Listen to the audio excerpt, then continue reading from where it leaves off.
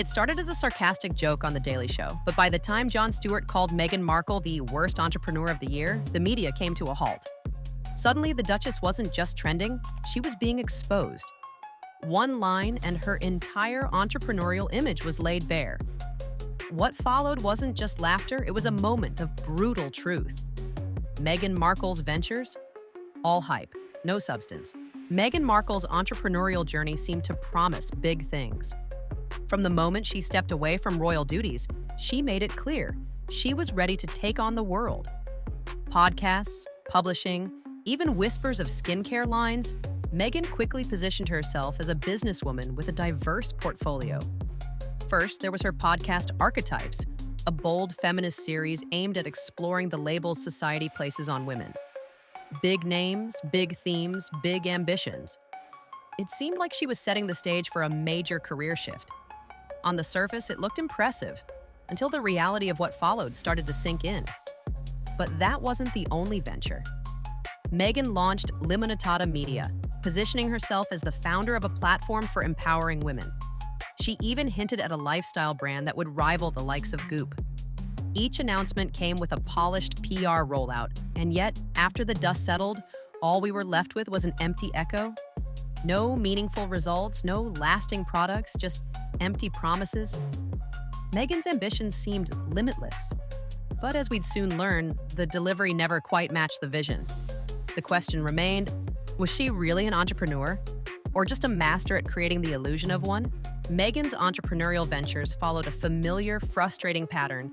Grand launches, massive paydays, and then nothing. Take her podcast Archetypes, for example.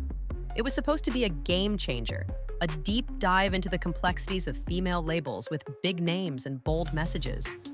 But after just one season, it disappeared, leaving behind little more than a whisper. Behind the scenes, reports revealed messy production, ghostwriters, and minimal involvement from Meghan herself. Despite Spotify investing a staggering $20 million into the deal, the project fizzled out without leaving a real mark. This cycle wasn't unique to Archetypes. Meghan's ventures followed the same script: massive hype, lots of press, but no real follow-through. Her next project, the podcast Confessions of a Female Founder, was hyped as another empowering venture, only to wrap up after 8 episodes with no explanation or impact. It wasn't just a coincidence, it was a pattern that became impossible to ignore.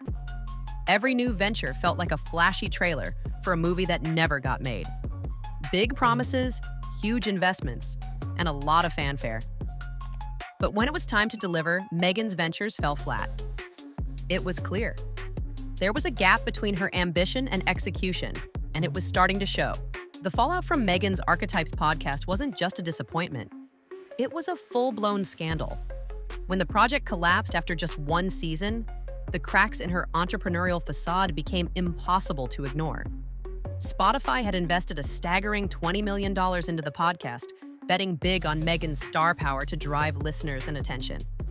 But behind the polished PR and glossy promises, there was chaos.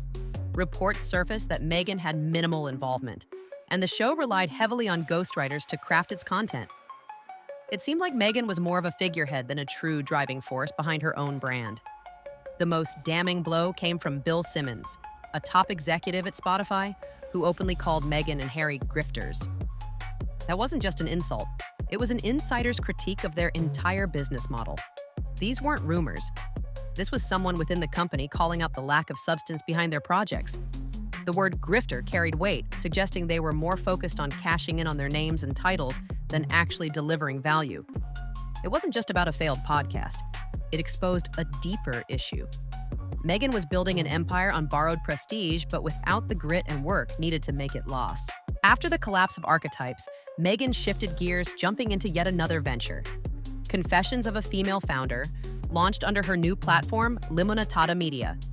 This time, the focus was empowerment, highlighting stories of successful women in business. On paper, it sounded promising, especially after the spotlight on Meghan's transition from royal life to independent entrepreneur. Yet, once again, the reality fell short of expectations.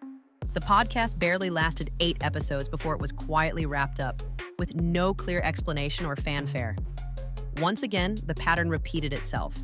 Initial hype, some media coverage, and then an abrupt end.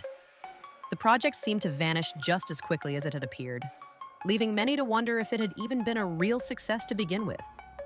There was little follow-up, no growth, and certainly no long-term impact. Meghan's habit of launching projects with all the buzz and none of the follow-through had become painfully obvious. The excitement around the new podcast quickly fizzled out, and the audience was left asking one simple question: what happened? It felt less like a genuine entrepreneurial effort and more like another attempt to stay in the public eye without any real commitment or lasting achievement. Meghan Markle's Netflix documentary was supposed to be her big moment, a deep dive into her life with Harry, offering an intimate look behind the royal curtain. Instead, it turned into another example of style over substance. Promoted as an exclusive, revealing narrative, it promised to show the real Meghan, away from the constraints of the monarchy.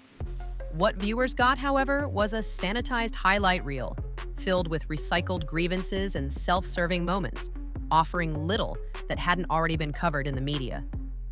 Critics were quick to point out that while the series generated attention and views, it lacked depth or real revelations. Instead of offering groundbreaking insights, it only seemed to reinforce the image of Meghan as a figure who thrives on media attention without offering anything truly substantial in return. The documentary's focus on her personal struggles and the royal family felt more like an attempt to reframe her narrative than a genuine effort to share her story. The biggest problem? It only added fuel to Meghan's ongoing public image crisis. Once seen as a bold, independent woman forging her own path, she now appeared as someone constantly looking for validation and sympathy. The documentary didn't strengthen her brand, it only deepened the perception that her entrepreneurial ventures were more about spectacle than substance. Meghan Markle's attempt at a literary career with her children's book, The Bench, was met with a lot of fanfare, but it quickly faded into obscurity. Marketed as a heartfelt tribute to fatherhood, the book was meant to be a meaningful contribution to children's literature. The reality, however, was far less impactful. Despite the initial buzz surrounding its release, The Bench failed to make a significant dent in the literary world. It didn't generate the kind of attention or accolades that one would expect from a high-profile public figure like Meghan. The book's reception was lukewarm at best. No major awards, no buzz in the media, and no lasting presence on bestseller lists. Critics dismissed it as more of a vanity project, something to showcase Meghan's royal connection rather than a genuine piece of literary work. It felt more like a polished coffee table book than a piece of literature that could stand the test of time. In a career already built on appearances, The Bench became another example of Meghan's inability to deliver something meaningful. It was a project that looked good on the surface, but once it was examined, it didn't hold up. Another venture with more emphasis on optics than real substance. Meghan Markle has become known for constantly reinventing herself, shifting from one project to the next in search of the perfect identity.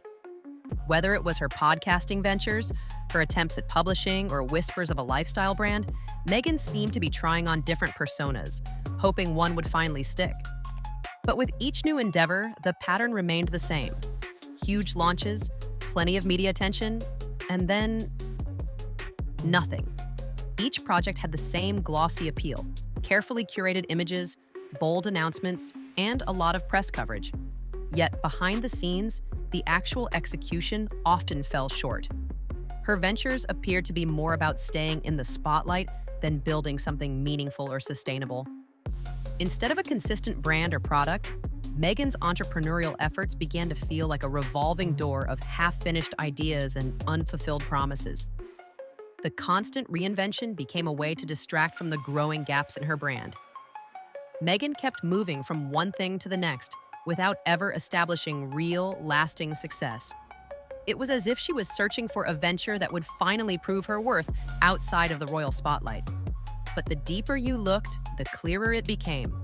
All these reinventions were just smoke and mirrors, masking a lack of true entrepreneurial substance. Meghan Markle's nonprofit, Archewell, was supposed to be her defining legacy. Her pivot to purpose-driven work after stepping away from royal duties. Launched with high hopes, Archewell was marketed as a platform focused on compassion, mental health, racial equity, and creating a better digital world. The vision was polished, and the mission was grand.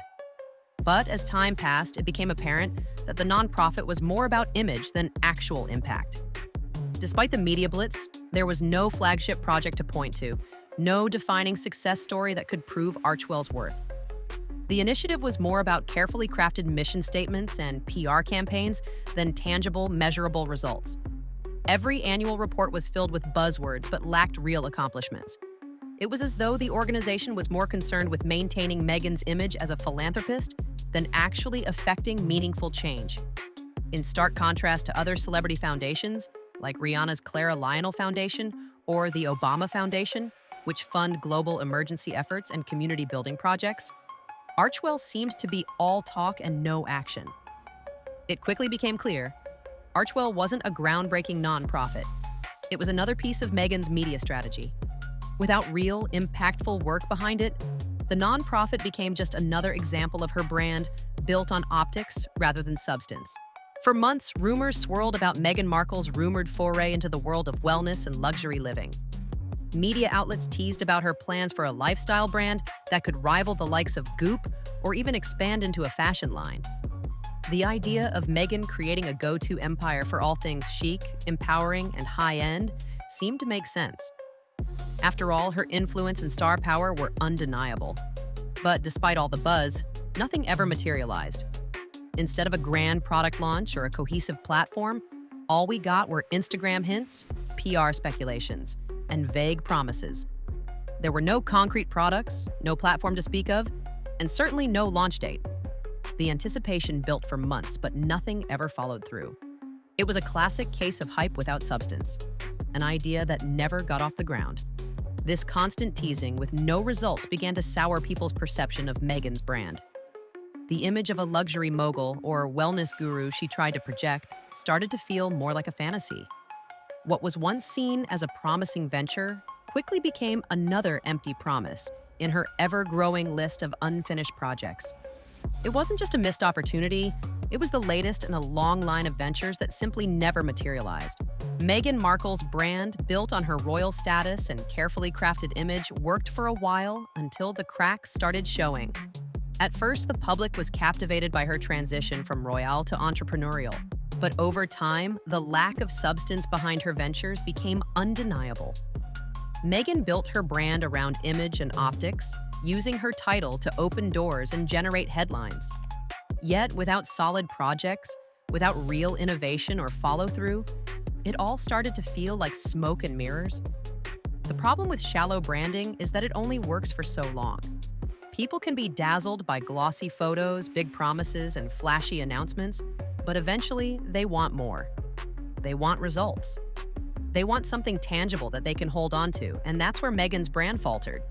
She had all the right tools, publicity, influence, and even resources, but none of her ventures ever truly delivered. Whether it was the failed podcast, the unremarkable book, or the lifestyle brand that never came to fruition, her projects lacked the depth and consistency needed for long-term success. The reality is, shallow branding doesn't stand the test of time. As the world looks beyond the surface, it's clear that Meghan's brand needs more than just a polished facade. It needs substance, and that's something it has yet to prove. When Jon Stewart called Meghan Markle the worst entrepreneur of the year on The Daily Show, it wasn't just a punchline. It was a reality check that shattered the illusion of her entrepreneurial success. The media moment struck a chord because, for many, it articulated what had been brewing for years. Meghan's ventures weren't as groundbreaking as they were made out to be. Stewart didn't just crack a joke. He exposed a truth that had been hiding behind the glitzy press releases and high-profile launches. The comment resonated not just because of its humor, but because it mirrored the growing sentiment among critics and audiences alike. Meghan's business efforts were more about branding and optics than actual substance. Her projects, despite their initial hype, consistently failed to deliver on their promises. The Spotify podcast, the failed book, the ghosted media deals, all of it pointed to a bigger issue. What Stewart did in a single line was put into words what many had been too polite to say. Meghan's entrepreneurial path wasn't authentic. It wasn't about building or creating. It was about staying relevant. The joke may have been lighthearted, but the truth behind it was anything but. It was a pivotal moment that couldn't be ignored. Meghan Markle's royal title once opened doors that most people could only dream of. Being the Duchess of Sussex gave her unparalleled access to media, deals, and a platform that most entrepreneurs could only hope to have. But as time passed and Meghan tried to distance herself from the monarchy, it became increasingly clear that her royal past still played a crucial role in every new venture she pursued. The truth is, Meghan's attempts to reinvent herself as an independent, purpose-driven entrepreneur often felt at odds with her reliance on her royal connections. Whether it was the media coverage, her high-profile collaborations, or the constant references to her former life as a royal, it was obvious that her title continued to fuel her success. Every new venture seemed more like an extension of her royal identity rather than a true entrepreneurial journey. This false narrative of leaving the monarchy behind, while still leaning heavily on it, exposed a fundamental issue. Meghan's brand was built not on her own accomplishments, but on borrowed prestige. As she distanced herself from the palace, the more evident it became that her royal past was still a central part of her identity, a narrative that was no longer convincing to the public. The core issue with Meghan Markle's entrepreneurial journey is simple. There's a noticeable lack of substance. While her ventures have consistently made headlines, whether it's her podcast, book, or nonprofit, the results have rarely matched the hype. Meghan built an image of an empowered, multifaceted businesswoman. But the public quickly realized that behind the glossy PR campaigns and polished photo ops, there wasn't much there. True entrepreneurship is built on hard work, consistency, and the ability to weather failures while creating something lasting.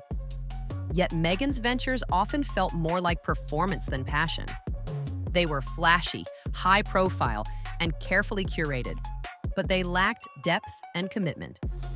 From ghost-written podcasts to projects that fizzled out without follow-through, it became clear that Meghan wasn't putting in the real work that entrepreneurship demands. The world isn't buying into the image of polished perfection anymore.